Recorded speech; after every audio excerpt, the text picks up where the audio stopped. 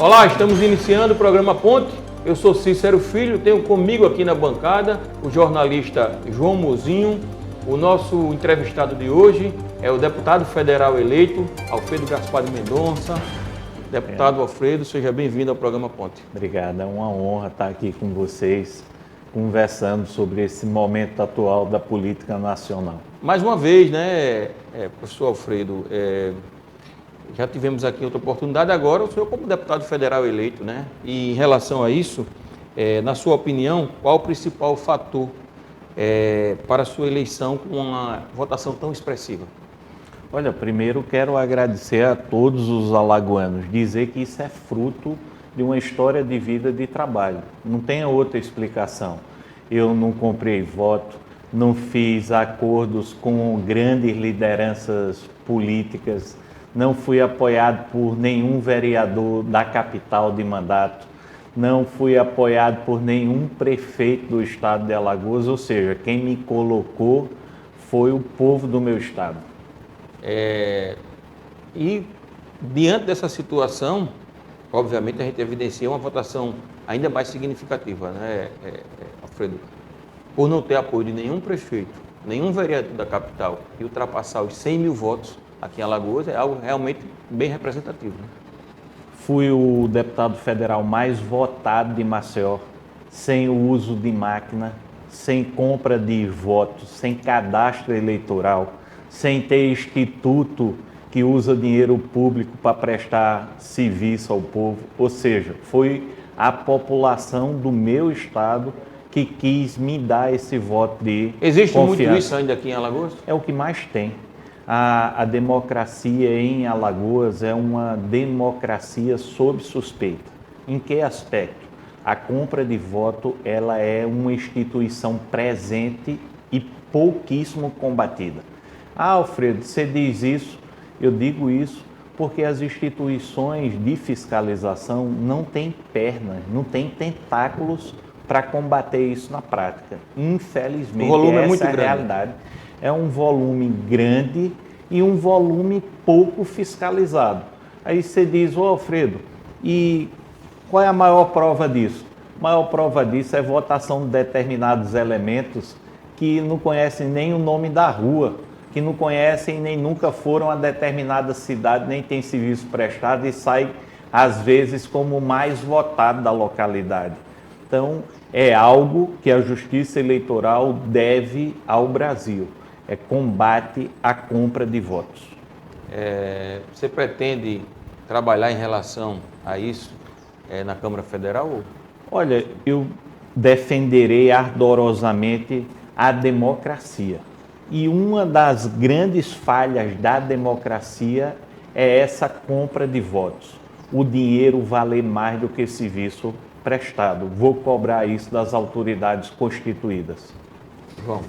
Deputado Alfredo, em 2020 você esteve alinhado politicamente com o MDB, foi candidato a prefeito de Maceió, posteriormente foi secretário de Segurança aqui do estado de Alagoas, e numa conjuntura você saiu do MDB, foi para o União Brasil, foi candidato a deputado federal e logrou êxito. Como se deu esse arranjo partidário para você ir para o União Brasil e viabilizar essa chapa para se eleger? Mozinho, eu preciso retornar um pouco a essa história. Eu era promotor de justiça em 2014, coordenava o grupo de combate ao crime organizado e fazia um trabalho contra a criminalidade reconhecida aqui em Alagoas. E nessa circunstância, o então governador eleito, que eu não conhecia, o governador Renan Filho, me convidou para uma conversa junto a outros personagens de combate ao crime. E após essa conversa, ele retornou a me chamar para fazer um convite para assumir a Secretaria de Segurança Pública, que naquela época Alagoas era o estado mais violento da nação. E eu fiz um pacto técnico com o governador para trabalhar pela segurança de Alagoas. E ele me deu muito apoio nisso aí. E a gente fez uma parceria exitosa no combate à criminalidade. Veio 2016, nós retiramos Alagoas do estado mais violento do Brasil. Maceió também era a capital mais violenta do Brasil, já há mais de 10 anos e a quinta do mundo.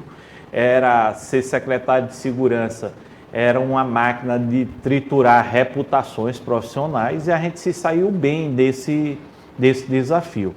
Mas veio o STF dizendo que promotor não poderia ser secretário de Estado. E dentre vários membros do Ministério Público no Brasil atingidos com a medida, eu também fui alcançado e retornei para o Ministério Público. Nesse meu retorno para o Ministério Público, os meus pares me colocaram como candidato único 2 vezes como chefe do Ministério Público. Chegou uma hora, depois de ter cumprido a minha missão institucional, que eu achei que o que tinha para fazer em termos de Ministério Público, de prestação de serviço à sociedade, eu já tinha feito. Eu estava querendo enfrentar o sistema. E você não enfrenta o sistema que não seja na própria política. E resolvi sair do Ministério Público, que foi uma decisão dificílima. Não há como combater o sistema, só um parêntese, dentro do Ministério Público Estadual? Olha, o sistema ele lhe trava de várias formas. Vou dar um exemplo. Você depende do orçamento de quem? Da Assembleia Legislativa. Eu denunciei o presidente da Assembleia Legislativa antes de deixar o Ministério Público. Mas se eu tivesse denunciado e permanecido na instituição, eu com certeza não iria conseguir avançar no repasse do duodécimo e isso iria gerar uma crise interna dentro do Ministério Público. Então, acho que é algo que tem também que ser reestudado. A competência para processar deputado parlamentar que cuida do orçamento não pode ser da Assembleia Legislativa ou a denúncia não pode ser feita pelo Ministério Público Estadual e julgado pela Justiça do Estado, porque senão o próprio sistema se encarrega de travar. Ou seja, a gente tem que ter mecanismos diferenciados. A maior certeza é se você tem a chave do cofre, você pode sufocar uma instituição. Sobre essa questão da ida para a União Brasil, especificamente. Aí da ida do União Brasil, eu, sim, resolvi ser candidato a prefeito. Comuniquei ao governador que eu não queria ser candidato a prefeito pelo MDB. E expliquei as circunstâncias. Ele no começo não aceitou, mas depois disse, não, tudo bem, eu indico o vice. Eu digo, não, sou uma grande liderança, sou indicando o vice, para mim vai fortalecer.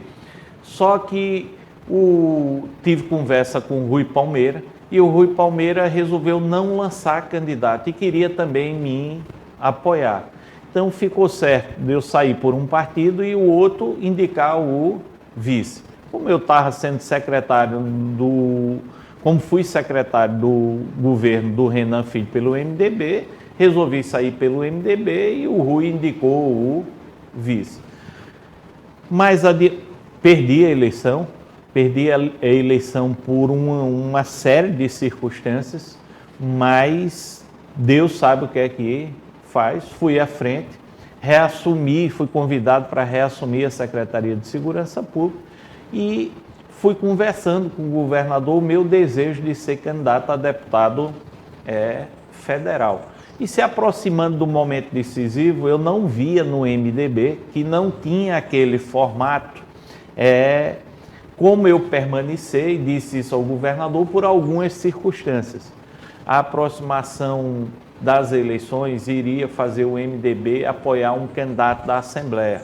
Acabei de dizer, eu tinha denunciado o presidente da Assembleia, meu relacionamento não era bom, eu não queria passar a ser apoiador de um candidato da Assembleia. O apoio ao presidente hoje eleito Lula, que o MDB também estava bem encaminhado, inclusive na época contra a própria disposição do partido lançar um candidato a presidente da República. Então essas circunstâncias me afastaram dessa possibilidade. E a outra que terminou abrindo o horizonte para mim, de eu apoiar o candidato Rui Palmeira. Eu queria retribuir o apoio que recebi e comecei a conversar com o Rui. Mas o problema é que lá no PSD, partido que o Rui estava, não havia uma chapa formada. Tanto que isso terminou aí o PSD não elegendo ninguém. Foi quando o Arthur Lira e o Marcelo Vitor romperam. O Arthur Lira teve o União Brasil e o União Brasil, um partido que me deixava confortável de participar. Eu já tinha algum tipo de relacionamento com o Bivar e abriu a possibilidade de uma candidatura competitiva num ambiente sem a presença de deputado federal com mandato. Então fui para essa candidatura, enfrentando o sistema de verdade, só com o microfone rodando o estado de Alagoas, e o povo me deu a oportunidade de ser eleito o segundo deputado federal mais votado de Alagoas, e eu agradeço demais a Deus e à população. Ter feito parte do governo Renan Filho foi fundamental para o êxito nas urnas? Olha, eu tenho uma história de vida antes do Renan Filho. Eu fui chefe do combate ao crime organizado em Alagoas e fiquei conhecido por isso. E foi por isso que o Renan Filho me convidou para ser secretário de Segurança. Uma coisa somada a outra, a minha história de vida no Ministério Público e a minha passagem exitosa na segurança pública facilitaram demais a minha apresentação ao povo de Alagoas. Eu não tenho dúvida nenhuma que essa vitrine na segurança pública foi importantíssima. Deputado Alfredo, o Arthur Lira viabilizou a sua ida para o União Brasil, isso é inegável. Se ele for candidato a presidente da Câmara novamente no ano que vem, você vota no Arthur Lira para presidir a casa? Olha, o único compromisso a viabilizar a minha ida para o União Brasil foi justamente esse, e eu irei cumprir. O Arthur Lira, não tenho dúvida nenhuma que para Alagoas ele é o melhor candidato a presidir a Câmara dos Deputados. E votarei no Arthur Lira na presidência da Câmara. Aí eu volto a um tema que eu acho importante, Alfredo. Você falou dessa questão da Assembleia, você não queria apoiar um candidato da Assembleia. A gente sabe que o Arthur Lira é condenado em segunda instância, né, pela operação Taturana na Assembleia. Como você vê essa questão? Olha, hoje você apoiando ele? Cada um responde por si. Tem que responder perante o Poder Judiciário essa questão. Eu que tinha para fazer em relação à Assembleia Legislativa, eu tomei as providências. Da questão do Arthur Lira, eu voto no Arthur Lira num pleito de gratidão por ter viabilizado um partido para mim. As atitudes de Arthur Lira perante a Assembleia Legislativa ou a Câmara Federal, ele responda. E eu sou um dos maiores defensores que isso seja esclarecido e se chegue ao final. Comigo, eu não tenho esse negócio de estimação por A, por B ou por C que tenha praticado qualquer ato ilegal. Tanto que do próprio Arthur Lira, eu pedi a inelegibilidade dele, como pedi do Paulão, como pedi do Cícero Almeida. A minha parte eu cumpro. No atual momento, eu acredito que para Alagoas o Arthur Lira é o melhor candidato, é quem mais vai viabilizar oportunidades para o Estado. E digo-se de passagem, o Arthur Lira, durante todo esse processo eleitoral comigo, ele, quando viabilizou o partido, ele sempre foi muito pragmático. Ele disse: Alfredo, esse partido aqui está sob a minha responsabilidade, tem essa oportunidade de concorrer, a única coisa que eu quero é um compromisso com você, para você votar em mim para deputado federal. Foi uma escolha que eu fiz. É o cumprimento, na verdade, de um acordo, né? Como eu falei, o acordo foi nesse sentido, o partido estaria à minha disposição desde que o voto fosse para o deputado federal Arthur Lira para presidente da Câmara. E aí, falando da sua atuação lá na Câmara, Alfredo, você já antecipou que fará oposição ao governo Lula. Qual a motivação? O mandato do ex-presidente nem começou. Olha, minha oposição não é oposição por oposição. Eu serei um parlamentar responsável. Quando eu digo que farei oposição, eu farei oposição aos desmandos do Mensalão, aos desmandos do Petrolão, aos empréstimos Mas internacionais isso não do ficou para trás? O BNDES. senhor não vê assim? Não, eu não vejo dessa forma. Eu acho que o PT não aprendeu, mas eu vou estar lá para fiscalizar. Eu serei um deputado atuante e fiscalizador. Pergunta, Alfredo, se for para furar o teto de gastos, por exemplo, for você votar para conceder o Auxílio Brasil, eu votarei a favor. Se for para melhorar a correlação da inflação com o salário mínimo, estarei presente. Se for para a criação de 33 ministérios, sou contra. Se for Para a manutenção do orçamento secreto, sou contra. Eu não peguei o orçamento secreto, não sou deputado, mas primeiro que o nome é uma coisa terrível e segundo que o STF tem que balizar isso para deixar os deputados federais e os senadores com tranquilidade para fazer essas destinações. mas algo criado, né, ou comandado hoje, né, pelo parlamentar que o senhor vai apoiar para ser presidente da Câmara, né? Deputado federal Não Arthur farei uso de orçamento secreto da forma que ele hoje está posto. E a minha posição é que haja transparência e que a população possa conhecer e investigar a destinação de cada real saído dos cofres públicos.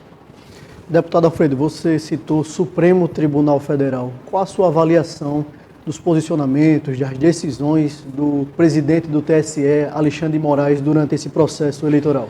Você falou do Supremo Tribunal Federal. Uma grande parte do Congresso Nacional tem receio do Supremo Tribunal Federal porque está até pendurado lá com processos.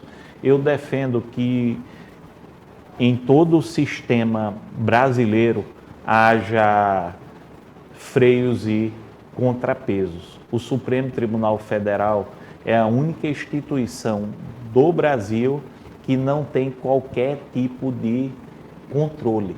A única coisa que pode acontecer é um impeachment pelo Senado da República. Mas eu defenderei mandato para ministro do Supremo Tribunal Federal. Eu acredito que um ministro com 10 anos de mandato, ele já tenha dado a sua contribuição à legislação brasileira, à interpretação constitucional, ao desenvolvimento do país. Não em retaliação a nenhum ato. É que o senador da República, que é o parlamentar com mais tempo de mandato, eleito pelo povo, ele dura 8 anos em um mandato, depois tem que ser submetido à reeleição. Eu acho que um ministro do Supremo Tribunal Federal com 10 anos de mandato, ele já vai superar em muito esse tempo de parlamentar eleito pelo povo e vai dar essa contribuição de forma tranquila. A interpretação constitucional, ela precisa sempre de oxigenação. Nós não podemos ter ilhas de poder. Mas mantida a absoluto. forma de ingresso, Alfredo, permita-me, para a gente aprofundar esse assunto. Olha, Continuaria sendo o chefe do executivo, escolhendo? Como é que você vê isso? olha, eu estava dando uma olhada como funciona em outros países. A grande maioria é por indicação do chefe Esse sistema parecido com o nosso. Do executivo. Eu acho que a indicação de um parlamento, que a indicação de um membro do Supremo Tribunal Federal, não existe uma fórmula perfeita. Por onde ela for, ela vai passar por interesses políticos ou ideológicos. Será alguma falha em algum momento, né? Com certeza. O que eu acho mais importante é abreviar esse tempo de permanência. Se der certo, maravilha, foi escolhida uma pessoa ideal para decidir os destinos constitucionais do país. Se for a pessoa errada, vai ter um tempo de maturação e depois vai haver uma substituição. Esse seu posicionamento só em relação aos ministros do Supremo ou de tribunais superiores, inclusive vou à frente, até para a magistratura, por exemplo? Olha, eu de primeiro grau? estava fazendo uma análise da conjuntura. Os tribunais vitalícios, eles dão muito poder e por muito tempo. Aí você fala Tribunal de Contas, conselhos do Ministério Público, por exemplo, procuradores de justiça em conselho, superiores tribunais de justiça, tribunais regionais federais, mas a máquina previdenciária não aguentaria colocar esse pessoal durante um certo tempo e fazer sempre essa mudança. Portanto, eu estava pensando especificamente no Supremo Tribunal Federal, para a gente inaugurar esse novo estilo. Não significa dizer que vai abreviar o mandato dos ministros que lá estão, porque irão dizer que tem vício de constitucionalidade. Mas que se a gente não chegar a esse entendimento, que a gente chegue pelo menos ao entendimento que os próximos integrantes da Corte tenham um mandato de tempo determinado. Em relação ao Alexandre de Moraes, eu acho que o Alexandre de Moraes, e quando eu era aluno, estudei muito pelos livros do Alexandre de Moraes, um constitucionalista de respeito, uma pessoa com linguagem didática fácil, foi promotor de justiça, professor universitário, advogou, foi secretário de segurança, ministro da Justiça e alçado à condição de ministro do Supremo Tribunal Federal. Ele tinha bagagem para isso, mas acho que nesses últimos tempos ele tem exacerbado da sua função jurisdicional. O inquérito da fake news, por exemplo, o papel do Ministério Público foi totalmente suprimido. O Ministério Público foi apequenado diante do seu papel institucional. Eu vi essa noite uma reportagem do Procurador-Geral de Justiça de São Paulo, Dr. Mário, dizendo que esteve com o ministro presidente do TSE e mais outros procuradores de justiça discutindo e trocando informações de investigações. Ou seja, o Alexandre de Moraes ele está num papel não apenas de magistrado, ele está num papel também de polícia judiciária e de Ministério Público. O que hoje pode parecer interessante, amanhã pode ser um desastre absoluto. A Câmara dos Deputados precisa discutir pontos específicos, dentre eles o limite da liberdade de expressão. A gente vai para o intervalo, Alfredo, de volta daqui a pouquinho.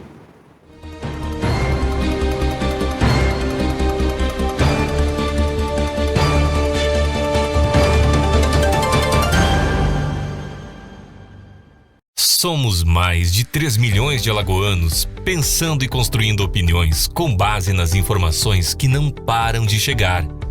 Hoje, são bilhões de mensagens e notícias que nem sempre trazem a verdade. A Folha de Alagoas traz jornalismo de verdade, tem compromisso com a apuração dos fatos e lançou novas ferramentas. Além do portal folhadealagoas.com.br e do semanário impresso, agora você também conta com a versão digital do jornal e tem tudo disponível através de um app. Baixe o app Folha de Alagoas na Play Store e tenha segurança dos fatos. Em tempos de fake, valorize a verdade. Assine Folha de Alagoas.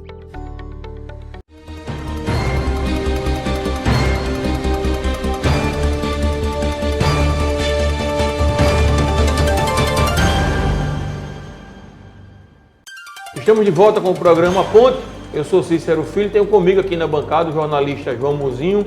O nosso entrevistado de hoje é o deputado federal eleito, Alfredo Gaspar. Deputado, mais uma vez, obrigado. Obrigado, Cícero. A conversa interessante aí sobre o momento que o Brasil está vivenciando.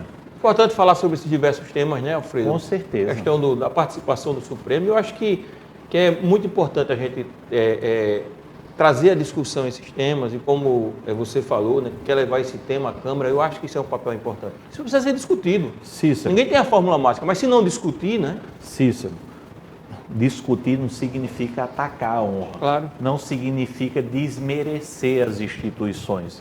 Significa aperfeiçoar. E digo isso porque o Brasil o que mais precisa é aperfeiçoamento das instituições. Porque, inclusive, sobre o tema que estávamos falando, liberdade de expressão, né, a atuação do presidente do TSE, ministro Alexandre de Moraes, que é pessoa competente, como o senhor bem falou, Tem sido discutido os limites da liberdade de expressão, Alfredo. Você mesmo confessou, né, já foi vítima, não só uma vez, do exagero da liberdade, né, da suposta liberdade de expressão. Porque a liberdade de expressão não é cometer crime, não é agredir a honra das pessoas, não é ameaçar pessoas. O que eu discordo da forma de atuação do presidente do TSE é a ausência de participação das instituições em determinadas temáticas. Ou seja, agir de ofício em determinadas temáticas e retirando o Ministério Público esse poder de análise, eu acredito que isso diminui uma instituição muito democrática que é o Ministério Público. Mas nós vamos levar esse tema porque é um tema presente e com certeza já está sendo discutido. Presente, polêmico, mas nada melhor para se resolver do que a luz da Constituição. A Constituição, ela não reserva poder absoluto a ninguém. E nós temos que ter a humildade de fazer essa discussão, dentro dos limites legais, mas fazer essa discussão para aprimorar a democracia brasileira. Eu acho que é um tema muito importante, sabe, João e Alfredo? A gente precisa discutir realmente isso, porque todo poder vitalício, né, ele traz, né, por vezes, consequências que precisam ser revistas. Você mudando um pouco de foco, você hoje dá muita ênfase a, por exemplo, essa PEC de transição. O governo eleito prometeu uma série de medidas que estão fora do orçamento. E uma das fórmulas é fazer uma PEC de transição para colocar lá um furo no teto de gasto, por exemplo, de 150 bilhões, 200 bilhões, 100 bilhões. O Brasil nunca mais discutiu a dívida pública. Quantos trilhões está a dívida pública brasileira e quanto isso consome de juros por ano em relação percentual ao orçamento? Olha, vamos supor que a dívida pública brasileira esteja perto de 5 trilhões e que a gente pague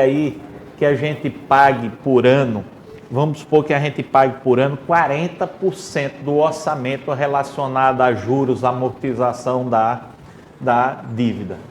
Poxa, não tem ninguém que levante a voz para dizer, rapaz, faz uma auditoria nisso aqui, para saber quem é o banqueiro, quem é o organismo internacional, quem é que está lucrando com isso aqui, ou seja, educação, saúde, segurança são orçamentos mínimos, enquanto o pagamento da dívida leva quase a metade do orçamento.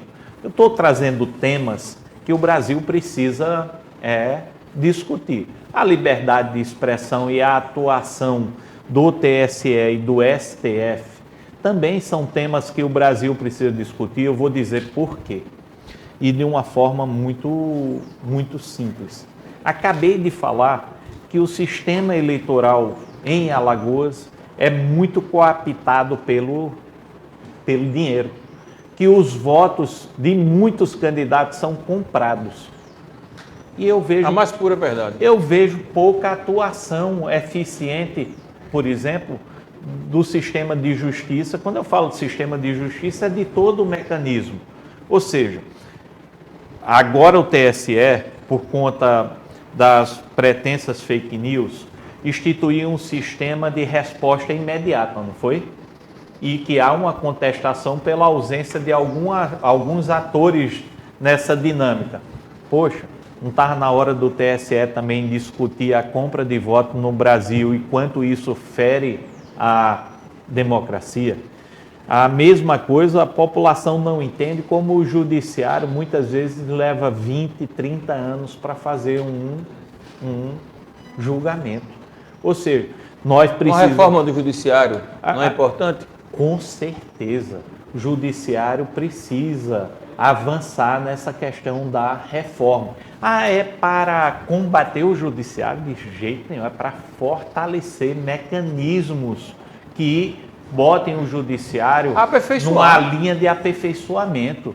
Não dá mais para você caminhar numa estrada em que para o cidadão ter a definição de justiça no final leve uma eternidade ou tenha que passar o seu direito para os sucessores. Mas a gente não pode aperfeiçoar só o judiciário, a gente precisa aperfeiçoar o Congresso Nacional, a gente precisa saber, por exemplo, o orçamento secreto, o que é que pode ser aperfeiçoado, se é hora de acabar, se é hora de diminuir, se é hora de casar essas causas orçamentárias com os interesses maiores do governo federal em políticas públicas macro. É hora da gente ver o executivo dinheiro nesse Brasil afora de meu Deus que é desviado por meio de empreiteiras. Um dia desse o Brasil mostrou isso, mas porque houve supostas falhas ali ou aqui, todo mundo passou o pano em cima, terminou o Lula voltando à presidência. Então, assim, acho que é hora do Brasil passar a limpo muita coisa. Você perguntar, Alfredo, você acredita nisso? Eu acredito que é muito difícil pelo sistema instalado há décadas para a proteção desses privilégios. Deputado Alfredo, a PEC do orçamento, na sua ótica, a que você tratou, ela se trata na prática de uma pedalada fiscal avalizada pela Câmara, pelo deputado federal Arthur Lira, pelo Centrão e, diga-se de passagem, reflexo de um rombo estimado aí em pelo menos 400 bilhões de reais do governo Bolsonaro? Olha, o que eu posso dizer é que sem a PEC, o Lula corre um grande risco de uma pedalada fiscal.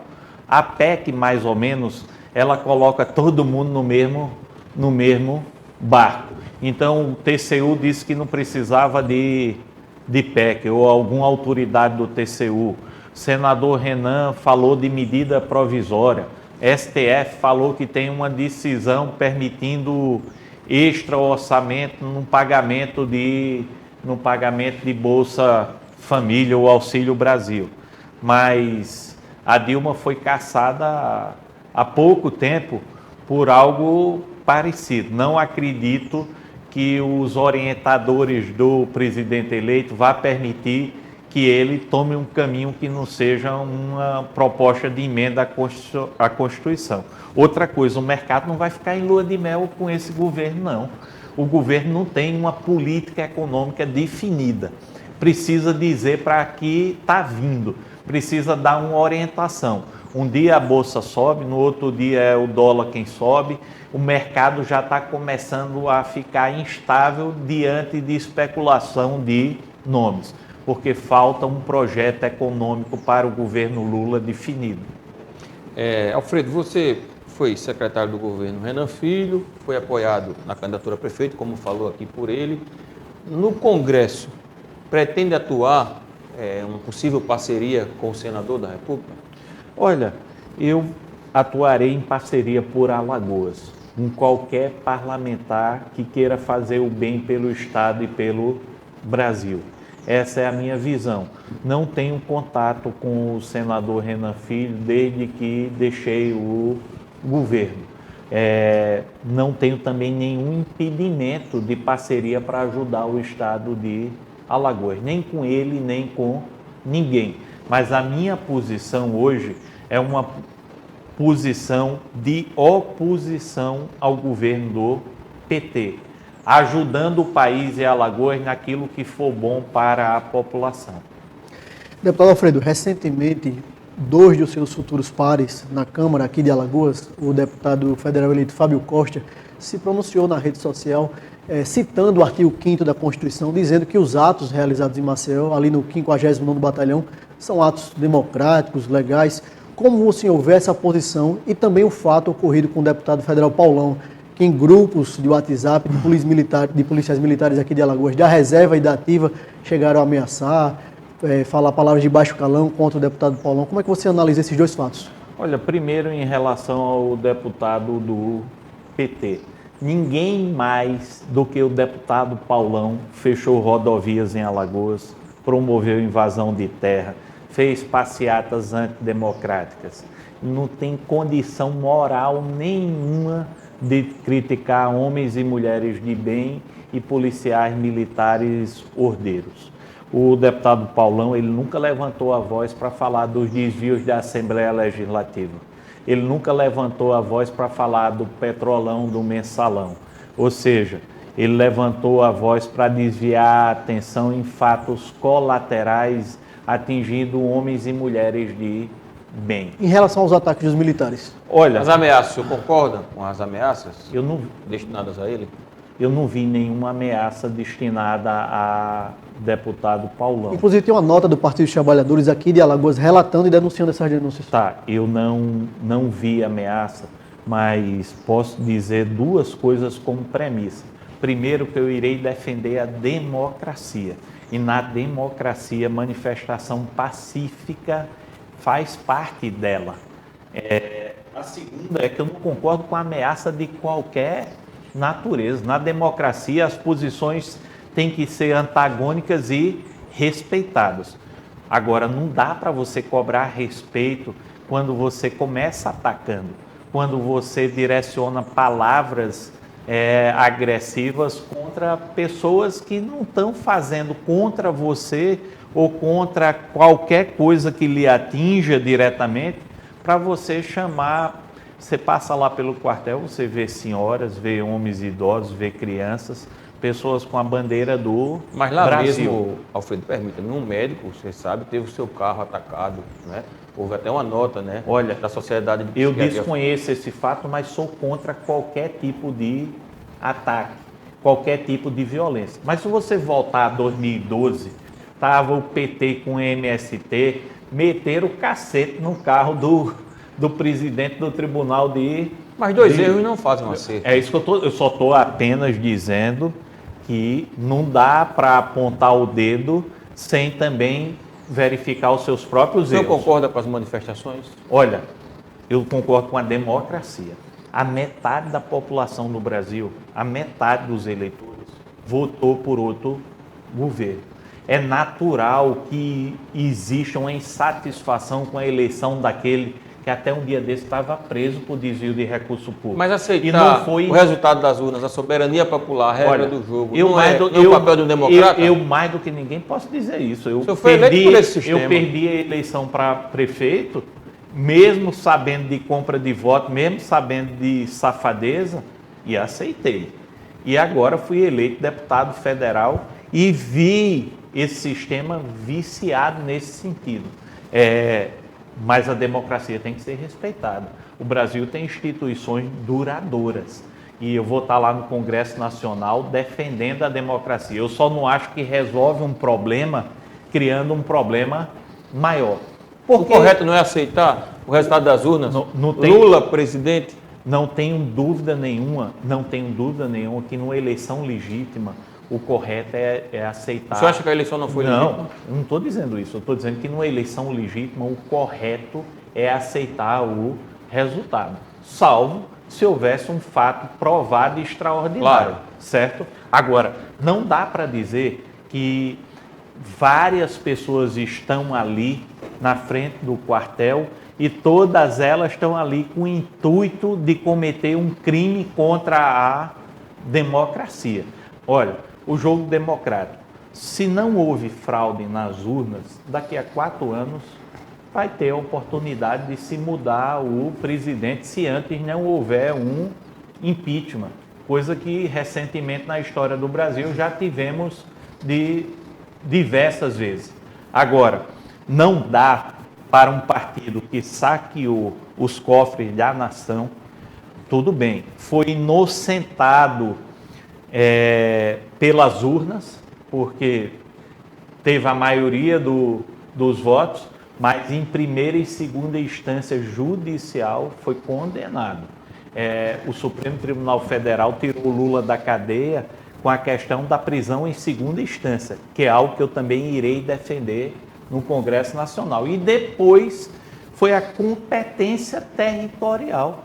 A competência territorial, e quando o processo foi para Brasília, foi que os crimes estavam prescritos. Então, deixar bem claro, Lula não foi inocentado. O tempo foi o advogado dele e foi a justiça que ele recebeu, foi pelo tempo. O povo brasileiro, e foram 58 milhões, tem todo o direito de estar inconformado com a eleição de alguém que até um dia desse era um presidiário. Isso não significa atentar contra a democracia. Porque são questões polêmicas, né, Alfredo? O Sérgio Moro, né, que fez o julgamento do Lula, por exemplo, existem questões seríssimas, né? Vazamento de conversa dele, conluio com o Ministério Público, todo o papel, depois ingressar no governo do presidente Jair Bolsonaro. E ao sair do governo do presidente Jair Bolsonaro, né, nós todos vivenciamos as acusações gravíssimas que ele fez contra o Bolsonaro. Mas Cícero, as condenações contra o Lula foram muito além do Sérgio Moro. As condenações contra o Lula e muitas vezes teve a participação direta do Supremo Tribunal Federal. Como você falou, teve a questão da competência. O jogo foi... Mas chegou até lá por conta do Sérgio Moro. Não tinha chegado nem na segunda instância. Você sabe? Mas quantos juízes teriam um peito de levar aquilo adiante contra as maiores empreiteiras no Brasil? Eu acho que você falou uma coisa certíssima. Um erro não apaga outro erro. Acho que o Brasil precisa melhorar os instrumentos de combate à corrupção. Aí pergunta, é para o governo do Lula? Não precisa ser para o governo do Lula. O que a gente precisa é para manter este Estado democrático de direito ter instituições fortalecidas, mas não autoritárias. Uma estabilidade, né, política, segurança jurídica, porque isso interfere demais no partido, né? Por exemplo, essas sequências de impeachment, né, numa democracia tão recente, depois da redemocratização, a gente precisa de estabilidade política, jurídica. Vamos. Deputado Alfredo, nós tivemos aqui na história recente de Alagoas, Rui Palmeira, que saiu da Câmara Federal, cumpriu 2 anos de mandato, foi prefeito de Maceió. Renan Filho foi por 2 anos também deputado federal, foi candidato ao governo do estado, se elegeu. Você tem uma votação expressiva agora em Maceió, venceu o primeiro turno das eleições na capital. Existe algum anseio para 2024 em relação à disputa da capital?